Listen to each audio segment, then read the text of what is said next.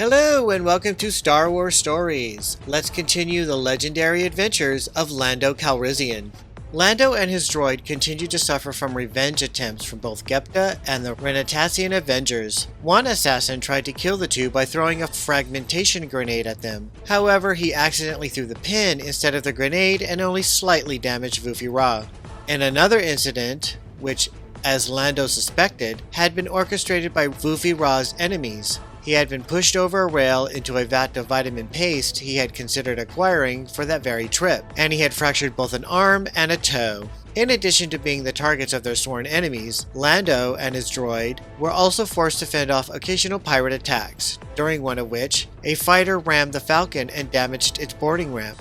On the other hand, the defeated pirates were giving the Falcon quite a reputation. Soon after, Lando encountered Lehesu, a young member of the space-dwelling, hyperjump-capable Oswaft species. Lehesu's curiosity had carried him from his home in the Thonbaka Nebula to a desolate part of the Centrality, where there were no deep space materials for him to ingest. The starving Oswaft came in contact with the Millennium Falcon, which Lando had brought out of hyperspace in deep space to recalibrate its engines.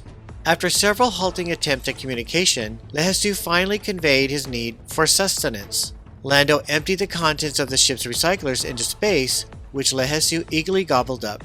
The gambler and the droid then cobbled together a tank full of nutrients that Lehesu could carry with him, so that he could get home. Lehesu then rewarded them with synthesized gemstones. However, Lehesu did not return home immediately. While exploring other star systems, he came to the attention of the Empire when he accidentally destroyed several fighters. The Empire tracked him to his nebula home and some months later blockaded the entrance to the sack-shaped Thonbaka with 500 capital ships.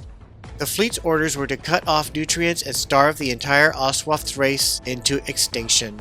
Some of the ships were Carrack-class light cruisers that were modified to contaminate the interstellar plankton drifting into the nebula.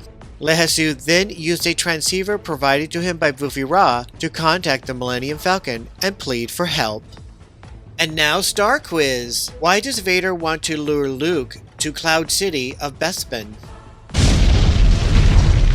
Here's the answer to the previous Star Quiz. Who discovers the dismembered 3PO? Chewbacca. Thank you for watching. Don't forget to hit that like button and click subscribe.